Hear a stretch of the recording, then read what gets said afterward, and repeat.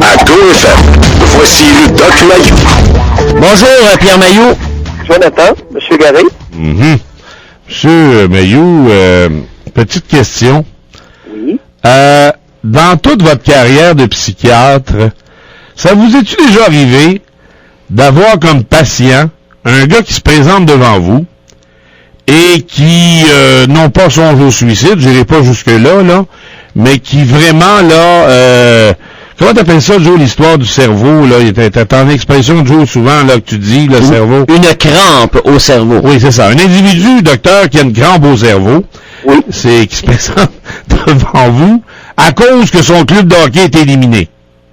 Ben, j'ai eu souvent, ça m'est arrivé plusieurs douzaines de fois, d'avoir des patients qui rapportaient des crampes dans le cerveau.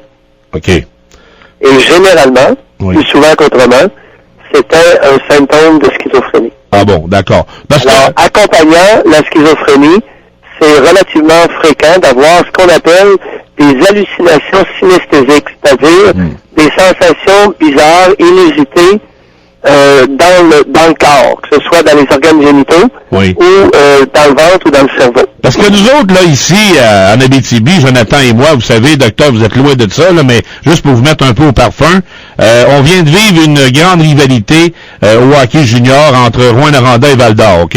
Oui. Ça s'est terminé hier. Les Rouyn-Noranda qui a éliminé Val-d'Or en 4 matchs et qui a envoyé Val-d'Or en vacances. Et une rivalité dans une région comme la nôtre, là, c'est comme si en Mauricie, tiens, me donner un exemple, c'est comme si en Mauricie, il y avait eu un gros affrontement entre Trois-Rivières et Shawinigan. Exactement la même chose. Oui, oui, je comprends très bien. Alors là, on s'était tiré à pipe, moi puis Joe. Vous savez que Joe est à Val-d'Or, moi je suis à Rouyn-Noranda et tout ça. Et nous, c'est dans le fond, c'est au point de vue de notre travail. Tu sais, on le fait pour le travail. Mais ça va plus loin que ça, en ce sens que la rivalité atteint un sommet, un peu pour comme vous comparez, pour vous encore vous préciser, à l'époque de Canadiens nordiques, Québec-Montréal. C'est très fort, docteur, parfois, là. Je comprends très bien. La rivalité, là, elle peut atteindre des sommets très insoupçonnés. Oui, oui, puis écoute, jadis, la guerre, ça se battait entre partisans, puis comme entre partis politiques. C'est ça. Écoute, on actionnait lorsque j'étais jeune, ça gageait pendant la période d'élection, puis ça se battait. Ah oui. Et Joe Gagnon, pendant la dernière série, parce que on faisait les matchs à la radio, vous savez, on décrivait les matchs à la radio, et Joe Gagnon m'a dit à peu près 10 fois que j'avais des crampes au cerveau. Joe Gagnon a répété que lui avait des crampes au cerveau. Non, moi. Non, je disais à Doc, à Gary qu'il avait des crampes au cerveau, sauf que moi, quand je parle comme ça, faut pas regarder le côté scientifique, le côté santé de la chose, mais bien une expression pour dire que, exemple, Gary va trop loin. Ah, OK. Mais on ne peut pas dire à un patient qu'il a des crampes au cerveau. Non. C'est le patient qui dit qu'il ressent des crampes au cerveau. OK, c'est différent. En tout cas... Alors, on ne peut pas prêter ça à l'autre. Non, mais docteur, nous, vous savez, en tout respect pour la médecine et tout ça, et pour les patients, on veut pas se moquer des gens parce qu'on sait très bien que c'est pas drôle, mais on voulait vous faire le parallèle, si vous voulez, ce matin, là, parce qu'on sort d'une guerre entre Val-d'Or et Rouyn-Noranda, puis on n'en parle que de ça depuis 6 heures ce matin. Alors, c'est pour ça qu'on vous a emmené sur le sujet, d'accord? Oui. Bon, alors, changeons de sujet. Je viens de recevoir un livre, docteur, que je vais vous garder précieusement quand vous allez venir en Abitibi. Je vais vous le remettre en main propre. Ça s'appelle « Hormones au féminin ». Docteur? Ah, oui, j'écoute. Non, docteur, arrêtez d'écouter, là, puis réagissez un peu. Le docteur Sylvie Demers, ça vous dit quelque chose? Non. OK, c'est une femme, évidemment, Sylvie. Oui, la docteur Sylvie Demers, oui. Voilà. Elle exerce depuis plusieurs années la médecine. Oui. Et elle a enseigné à l'université de Sherbrooke, OK? Oui. Elle a terminé un doctorat en médecine expérimentale avec spécialisation en génétique moléculaire humaine en 2003. Oui. Elle est une sommité dans le domaine de la ménopause et de l'andropause. Oui. Et elle a d'ailleurs fondé le premier centre qui existe au Québec, en Outaouais. Oui. Et là, son livre, docteur, c'est pas des mots dits de face. J'ai très hâte que vous puissiez en prendre connaissance. J'ai appris plein de choses, docteur. Comme? Ben là, écoutez... Il a hâte, là. Doc a hâte de savoir ce que t'as appris. Oui. Ben non, mais docteur, arrêtez de niaiser, vous aussi, là. Non, je niaise pas, voyons, Gary, je suis sérieux. L'hormonothérapie, Oui. ça existe? Oui. La thérapie thérapie par les hormones, ben oui. Chez les femmes ménopausées. Puis là, elle aurait écrit ce livre-là pour rassurer les femmes quant à leur santé et redonner des lettres de noblesse aux hormones. Oui. Alors là... Oui, écoute, il y a un fond extrêmement véridique là-dedans, dans le sens que ce qui différencie les hommes et les femmes, c'est leur système hormonal, c'est le système endocrinien, ce sont les glandes sexuelles. Si on enlève les glandes sexuelles à l'adolescence, tous les castrats, hommes et femmes, sont identiques, deviennent identiques. Les femmes qui nous écoutent à matin, là, est-ce que j'ai le droit de leur recommander de se procurer ce livre-là? Ben, ça dépend de ce qu'il y a dedans. As-tu eu l'occasion de le lire d'abord? Ben, pas vraiment, non. Non, OK. Ben, il faut faire avant de recommander, parce que ça peut être une scientifique qui chire, mais ça peut être une scientifique qui vulgarise. Oui, mais vous, là, êtes-vous intéressé de vous tenter de le lire? Vous qui parlez des femmes à tous les jours. Oui, c'est sûr que je suis intéressé pour voir qu'est-ce qu'elle dit. Est-ce qu'elle confirme ce qu'on savait déjà, de façon beaucoup plus fondée sur le plan scientifique? Est-ce qu'elle affirme des... Oui, regarde, Gary, c'est que l'être humain est beaucoup plus tributaire de ses hormones que nous le croyons. Oui. C'est pourquoi Mayou a-t-il écrit un livre pour la castration volontaire des pédophiles. C'est que les pédophiles, lorsque tu leur enlèves leurs hormones sexuelles, ils tombent à plat. Il n'y a plus grand-chose qui se passe. Et c'est précisément une gang de bonnes femmes puis de féminisées qui ne veulent pas comprendre ça. OK. Alors oui, il peut y avoir des éléments extrêmement intéressants pour moi dans ce livre-là. Mais à l'endos de ce livre-là, Gary, est-ce qu'il y a un peu de jus dans le sens qu'on ne le lira pas en ondes ce matin, là, mais est-ce qu'il y a quelque chose? Ben, tout ce qu'elle dit, là, c'est quelques lignes que j'ai passées, là. Pourquoi j'ai écrit ce livre? Pour la démystification du rôle des hormones, par exemple, dans le cancer du sein. Pour analyse rigoureuse et non biaisée qui s'appuie sur plus de 1000 articles scientifiques et sur de nombreuses observations cliniques de recherche, tu comprends?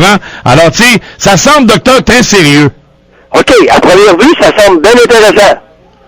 Et oui, ça vaut la peine de s'y attarder, parce qu'on peut faire dire n'importe quoi aux hormones. La ménopause a le dos large. Et ce qui est intéressant, c'est que les hormones peuvent être identiques dans plusieurs corps humains et avoir des effets pas mal différents. Par exemple, la testostérone chez l'homme, comme chez les étalons, peut engendrer des comportements très différents. Okay. Et c'est ça qui est buzzant, là. C'est ça qui est interpellant. OK. Par exemple, il y a des hommes qui ont un bon taux de testostérone, très viril et très gentil dans les relations sexuelles. Puis il y en a d'autres, des maudits crétins, des crottés, ils deviennent des violeurs avec la même dose de testostérone. Ouais. Et si on enlève la testostérone dans les deux cas, ben les deux tombent au neutre sexuellement, ne sont impotents. OK. Et pourquoi la testostérone rend-elle quelqu'un un violeur et un autre un homme viril, très bon amant? Mais comment ça se fait, docteur, chaque fois qu'on parle d'hormones, là, que ça provoque une certaine forme de confusion dans l'esprit de plusieurs? Ben oui, parce que c'est pas ça. L'endocrinologie est une science complexe. Et ce qui devient intéressant, la confusion vient du fait que l'endocrinologie humaine et l'endocrinologie des mammifères supérieurs et des grands singes est sensiblement la même. Ouais, mais moi, là... Alors là, comment tu peux concilier ça avec l'humain directement créé par Dieu? Ouais, mais moi, je voulais en venir, docteur, là, vous m'avez pas vu venir, puis Joe non plus, je pense. Je voulais en venir sur l'histoire des hommes féminisés. Oui. Je veux faire un parallèle. Oui, allons-y. Ben, c'est ça. Dans le sens que l'homme féminisé, ce n'est pas au niveau endocrinologique. OK. C'est pas comme l'homme efféminé. Faut jamais confondre un homme efféminé avec des manières de femme versus un homme féminisé. Okay. L'homme féminisé a l'air d'un homme, mais il a incorporé à son insu un paquet d'attitudes féminines en bas âge. Okay. Qu'il va colporter jusqu'à sa mort. Alors l'homme féminisé n'est pas efféminé dans ses manières. Il n'y a pas les petites manières en tapette, là. Okay. Lequel qui est moins pire, Doc? Ah, le moins pire, de loin, c'est l'homme efféminé. C'est qu'il y a des hommes, et là, ça devient intéressant.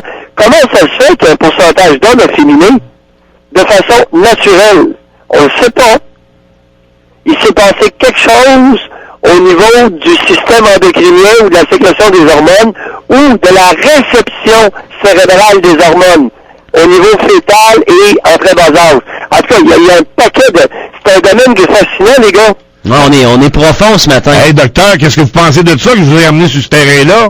Ben oui, mais c'est extraordinaire. Là, on est dans la vulgarisation, OK, d'éléments scientifiques complexes que nous devons connaître. Alors, vous voyez, docteur, qu'il n'y a pas que le gros Paul Arcand qui est capable de poser des questions. Ah non, c'est brillant de ta part ce matin.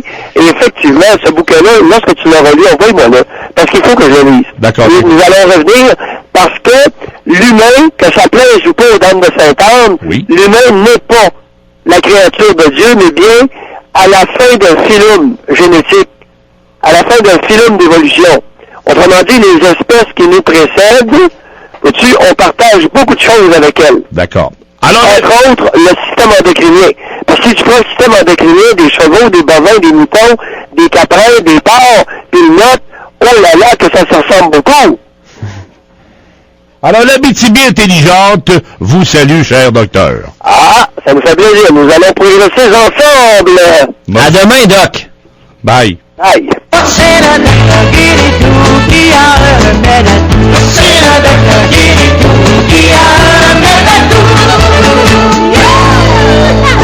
Le Doc Mayou. Du lundi au vendredi à 8h05 et 17h45. À GoFM, Latitude Rock. Le commentaire du Doc Mayou.